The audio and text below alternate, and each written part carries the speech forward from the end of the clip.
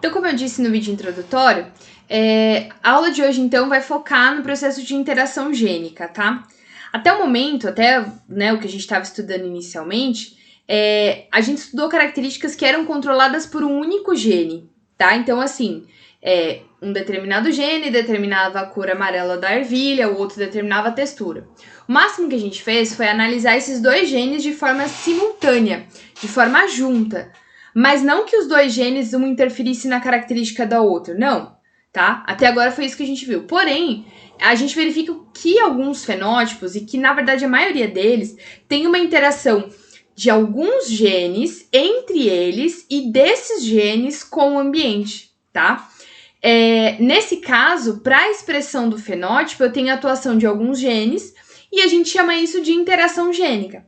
A principal diferença nesse caso é que 2 ou mais genes coordenam um fenótipo. Lembra quando eu falo para vocês assim, a cor do olho, né? Cor do olho, azinho é azul, azão é castanho, tá? Só que eu tô analisando isso de uma forma muito superficial, porque a cor do olho, ela não é determinada por apenas um gene, ela é determinada por alguns genes. E aí acaba que a gente entra nessa questão da herança, né, por interação gênica, por uma herança poligênica que a gente chama, tá?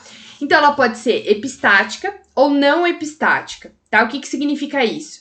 Um gene pode atrapalhar a expressão do outro ou permitir a expressão do outro, ou pode ser um acúmulo de manifestações de vários genes. Então, por exemplo, se eu tenho, supondo, tá, bem grosseiramente, se eu tenho 8 genes que coordenam a cor do olho, se eu ativo 2 ou 3, eu tenho a cor do olho bem azul. Aí se eu ativo o quarto, eu tenho um pouquinho mais escuro. O quinto, ele vai para um mel. O sexto, um castanho claro. Então, assim, é um efeito cumulativo, tá? Agora, eu posso ter, por exemplo, 2 genes em que um permite que esse se expresse ou não permite. Se ele não permite, eu tenho ausência daquela cor. Então, é o caso do gene do albinismo. O gene do albinismo não é uma mutação no gene da melanina, são coisas diferentes. O que acontece é que quando eu tenho a mutação nesse gene do albinismo, ele não permite que o gene da melanina deposite a melanina nas células e por isso a pessoa fica com a coloração, basicamente sem cor, né? Com a coloração muito... a cor da pele sem melanina, né? Fica bem clara. Então, por exemplo, aqui, ó, eu tenho um precursor incolor produzido por um gene. Eu posso ter um gene A influenciando com uma enzima gerando pigmento roxo. E mais tardiamente, no processo final, eu tenho um gene B que influencia a gerar um pigmento vermelho. Então, o que está acontecendo aqui? Eu tenho vários genes que ao final podem gerar uma característica. Ele pode parar nesse estágio e ficar roxo, ou ele pode parar nesse estágio e ficar vermelho. Por exemplo, né, a cor de uma espécie de flor. Eu tenho um pigmento branco, aí eu tenho um gene A que produz uma determinada enzima que pode gerar essa flor ser rosa. E mais para frente, nessa etapa metabólica, eu posso ter a ativação de um gene B que produz uma outra enzima e gera coloração vermelha.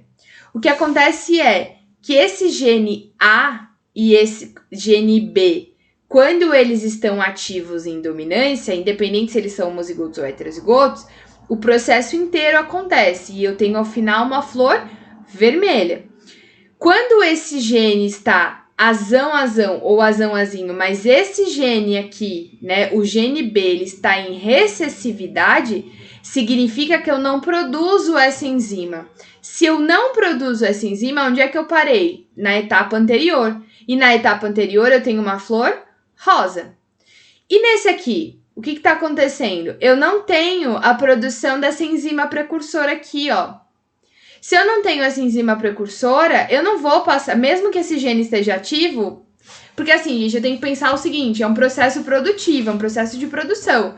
Se eu não tenho meu produto inicial, se eu não tenho, por exemplo, enfim, sei lá, eu tô fabricando refrigerante. Se eu não tenho refrigerante para ser envasado dentro da garrafa, não adianta nada eu vender a garrafa, ninguém vai comprar, tá?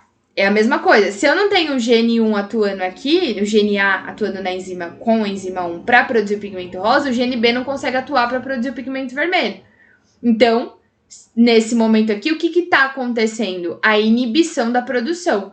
O pigmento branco, e não adianta nada esse gene estar ativo se eu não tenho o precursor anterior. Então, acabou que essa planta ficou branca. Então, eu tenho a vermelha, a rosa e a branca por esses fatores. Então, na vermelha, toda a via metabólica é normal, o gene A e o gene B está ativo e produz o pigmento vermelho.